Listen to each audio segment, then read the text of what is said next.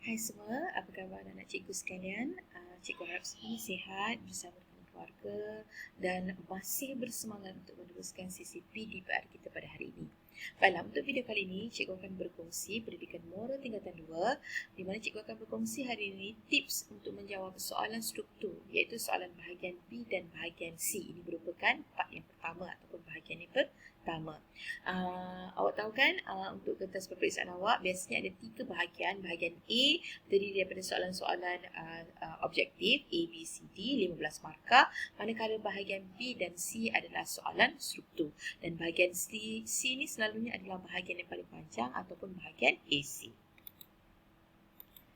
Baiklah, di akhir pembelajaran pada hari ini, anda akan dapat mengetahui teknik menjawab soalan struktur bahagian B dan soalan AC bahagian C berdasarkan beberapa kata kunci. Di mana bahagian pertama ini, cikgu akan menyentuh beberapa kata kunci iaitu yang pertama, cikgu akan cerita tentang punca. Yang kedua, kebaikan, keburukan, kesan dan juga akibat. Cikgu letakkan mereka dalam kumpulan yang sama kerana fungsinya lebih kurang sama ataupun ceritanya lebih kurang sama. Manakala yang ketiga, kita akan melihat cara, langkah dan juga peranan. Pun fungsinya ataupun ceritanya adalah lebih kurang sama. Jadi cikgu letakkan dalam kumpulan yang sama. Baiklah, mula-mula sekali kita nak tengok yang pertama iaitu punca. Apa maksud punca? Punca adalah kenapa sesuatu boleh berlaku, kenapa benda itu terjadi, why ataupun cause ataupun karena ataupun yuanyi, kenapa sesuatu perkara itu berlaku. Jadi kita akan tengok maksud perkataan tersebut, kemudian kita akan terus cuba jawab soalan. Baiklah, contoh soalan yang pertama untuk bahagian punca. Ilustrasi di bawah menunjukkan kemalangan yang akan berlaku sekiranya kita gagal mengutamakan keselamatan jalan raya. So, dia bagi awak figure, dia bagi awak gambar 2 buah kemalangan. So, soalan tu meminta awak memberikan punca kemalangan. So, hari ini untuk soalan kali ini dia nak tahu punca. Maksudnya, kenapa benda tu berlaku? Why? So, apa punca-punca kemalangan jalan raya? Awak boleh kata kenderaan tidak diselenggarakan. Mungkin kereta rosak, mungkin jalan raya rosak, mungkin pemandu cuai. So, itu adalah antara punca kemalangan jalan raya. Okay. Jadi, kita nak tengok apakah jawapan yang diberikan oleh kawan-kawan awak. Ini merupakan hasil daripada Google Meet kawan-kawan awak. Jadi, cikgu kumpulkan jawapan mereka. So, kita mesti jawab soalan kita dengan ayat ni dulu. Antara punca kemalangan jalan raya ialah. So, ini adalah permulaan jawapan dia. Okay. So, jawapan dia bermula dengan antara punca kemalangan jalan raya adalah, so ini adalah jawapan yang diberikan oleh kawan-kawan awak. So, kita boleh letak tidak mematuhi jalan raya, tidak mematuhi peraturan jalan raya, kecuaian pemandu, keadaan jalan raya, keadaan cuaca, melanggar lampu isyarat, sikap pemandu dan juga keadaan kenderaan yang tidak diselenggara. Okey, jadi berapa banyak jawapan yang kita nak bagi? Berapa banyak jawapan nak bagi bergantung kepada berapa markah yang diberikan oleh soalan tersebut. Macam contoh kat sini dia tak bagi jumlah markah. Katakan cikgu bagi jumlah markahnya adalah 2 markah. Jadi kalau 2 markah, seberapa jawapan yang kita nak bagi? Kita nak bagi sekurang-kurangnya 2. Tapi kalau nak selamat, biasanya kita bagi 3 jawapan. Contoh jawapannya, antara punca kemalangan jalan raya adalah tidak mematuhi jalan raya, kecuaian pemandu dan keadaan jalan raya. So, awak dapat awak berikan 3 jawapan. Kalau jawapannya okey, awak akan dapat markah 2. So, itu ya. So, kita tengok contoh soalan yang kedua. Apakah punca berlakunya obesiti? Obesiti ni maksudnya kegemukan yang berlebihan. Okey, berat badan yang berlebihan. Apakah punca? So, soalan ni pun ditanya punca.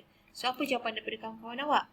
Kita akan mulakan dengan punca obesiti adalah, so jawapan kawan-kawan awak ialah kurang ataupun tidak bersenam, tidak makan makanan yang seimbang, genetik. Genetik ni maksudnya keluarga. Mungkin dalam keluarga tu, seluruh keluarga memang badan ni memang macam tu.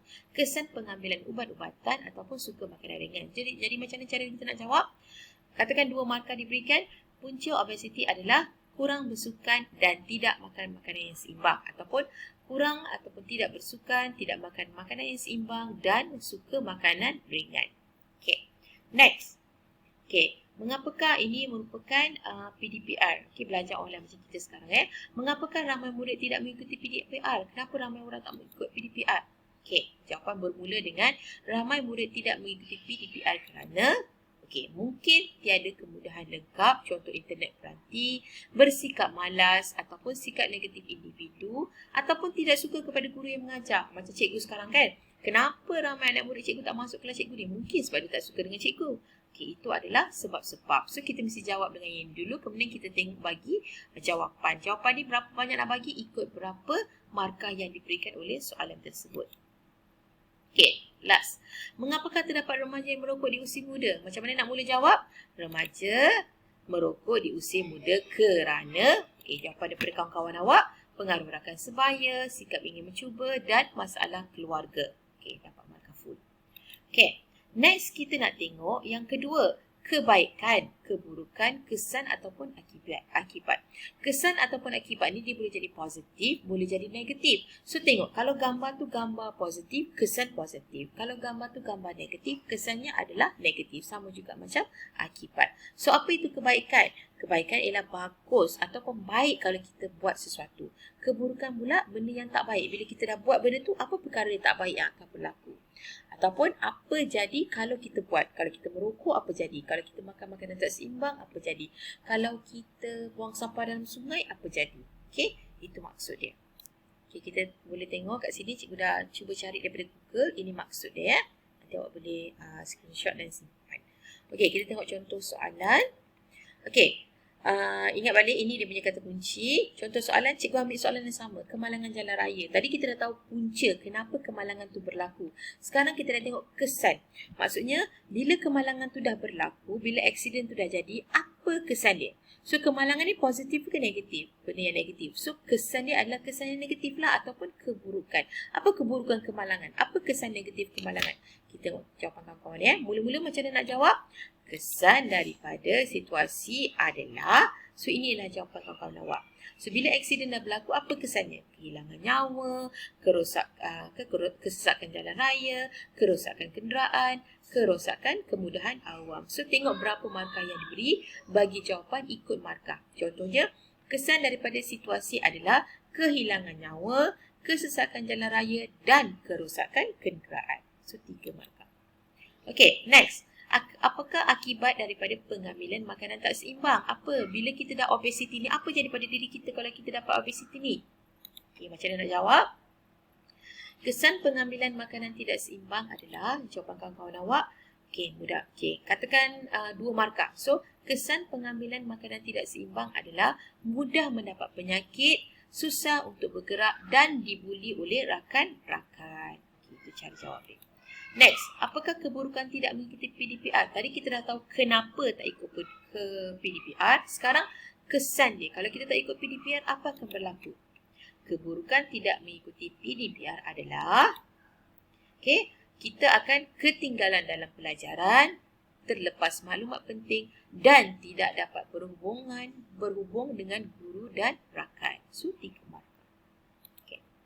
Ni, tadi kita dah tahu punca merokok. Sekarang kita nak tengok kesan merokok. Apa kesan merokok kepada diri individu? Kesan merokok kepada individu adalah, jawapan kawan-kawan awak adalah, mendapat penyakit, penampilan diri terjejas dan merugikan duit. So, dah dapat full mark. Next kita pergi kepada kata kunci yang ketiga. Cara, langkah ataupun peranan. Maksudnya, pertama tadi kita dah tahu punca. Punca maksudnya kenapa benda tu berlaku. Yang kedua kita dah tengok kesan. Kalau benda tu berlaku, apa kesannya? Positif ke negatif? Dan yang ketiga adalah cara, langkah ataupun peranan. Macam mana cara kita nak atasi? Apa kita nak buat? Siapa nak buat? Murai, fungsi. Ni awak tengok balik. Cikgu tak tahu sebutan cikgu betul ke tidak. Tapi cikgu guna Google Translation. So, tadi yang pertama kita dah tengok punca. Apa kenapa benda ni berlaku. Yang kedua kita dah tengok dia punya kesan. Yang ni adalah peranan. Peranan ni kita kena tengok siapa yang buat kerja tersebut. Contohnya, apakah peranan pihak kerajaan bagi mengatasi masalah ini? Pihak kerajaan perlu, apa yang pihak kerajaan perlu buat? Tapi kalau contoh soalan ini, apakah langkah yang perlu diambil bagi mengatasi masalah ini? So kita akan jawab soalan yang apakah langkah yang perlu diambil? Contohnya kat sini kita boleh kata langkah yang perlu diambil bagi mengatasi masalah ini ialah, okey, contohnya pemandu ikut peraturan, apa lagi kita boleh, berhati-hati di jalan raya. Okey, menambah kempen keselamatan jalan raya. So kita beri guna ni, tengok berapa markah yang diberikan oleh soalan. So peranan ni maksudnya mesti ada siapa yang buat kerja tersebut. Kalau macam ini, peranan pihak kerajaan. So siapa yang kena buat kerja? Pihak kerajaan. So kita mulakan dengan pihak kerajaan. Kalau dia kata ibu bapa, kita mulakan dengan ibu bapa. Okey. So yang ini, apakah langkah yang perlu diambil bagi mengatasi masalah ini? So dia tanya langkah juga. Langkah ni maksudnya apa yang kena buat. Tapi kat sini dia tak bagi tahu siapa yang kena buat. So kita boleh gunakan individu, kita boleh gunakan ibu bapa, kita boleh masukkan yang itu ya. Okey. So apa contohnya? Individu perlu makan makanan seimbang. Okey, banyakkan bersenam dan jangan makan makanan ringan. Okey, 3 markah. Okey, sebab dia tak bagi tahu siapa, so kita letak individu sahaja. Next. Apakah peranan ibu bapa bagi mengatasi masalah ini? Okey, so siapa punya kerja? Siapa kena buat kerja? Ibu bapa. So di sini dia dah spesifik tanya ibu bapa. Jadi sebab tu kita letak ibu bapa dulu. Ibu bapa perlu sediakan kemudahan mencukupi 1 markah, memantau aktiviti anak-anak 1 markah, dan apa lagi? Dan memberi, contohnya memberi ganjaran. Okey, kalau anak dapat keputusan bagus, kita beri ganjaran. Soalan yang seterusnya, ini satu contoh, ini contoh yang kedua. Apakah langkah yang boleh dilakukan oleh pihak sekolah? Sekarang siapa yang kena buat kerja? Tadi ibu bapa, sekarang siapa? Pihak sekolah. Sebab tu kita mula dengan pihak sekolah perlu, kita bagilah contoh, mengenal pasti masalah murid. Contohnya, membantu mengutip derma. Okey, memberi pinjaman gadget. Okey. Dan memberi pinjaman gadget. Okey, next. Okey, apakah langkah yang boleh diambil oleh ibu bapa bagi mengatasi masalah ini? Yang ini pula, apakah peranan yang boleh dilakukan oleh pihak masyarakat? So soalan yang pertama ni, disuruh siapa yang buat kerja? Ibu bapa. So apa kerja yang ibu bapa boleh buat? Yang kedua ni, disuruh siapa buat kerja? Pihak masyarakat. So apa pihak masyarakat boleh buat supaya budak ni tak merokok? Yang ini, apa ibu bapa boleh buat supaya anak dia tak isap rokok? Yang ini, apakah yang pihak masyarakat boleh buat supaya budak ni tak isap rokok? So apa contoh jawapan ni? Okey, yang ni kita boleh katalah ibu bapa. Kita boleh mula dengan ibu bapa perlu, okey, apa kita nak buat tadi? Beri perhatian kepada anak. Okey, lagi memantau aktiviti anak dan beri hukuman kalau bersalah. Beri hukuman jika buat salah. Ini pula pihak masyarakat. So kita mula dengan pihak masyarakat perlu, apa pihak masyarakat boleh buat?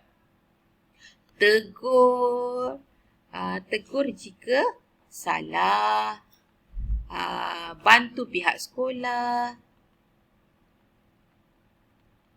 apa lagi boleh? Dan beri sokong, beri peringatan. Contohnya kalau nampak, kenapa isap rokok? Itu kita panggil beri peringatan. Okey, next. Ini kat dalam contoh soalan ni, cikgu letakkan 3 punca. Kata kunci yang pertama, kata kunci yang kedua, kata kunci yang ketiga. Masih bermain video game walaupun dah lewat malam. Punca, kenapa benda ni berlaku? 2 markah maksudnya 2 point. Tidak dijaga oleh ibu bapa, buang masa. Ini akibat dan ini pula peranan. So, ini adalah contoh yang awak boleh tengok dan baca. Boleh screenshot dan baca. So, itu sahaja untuk hari ini. Terima kasih.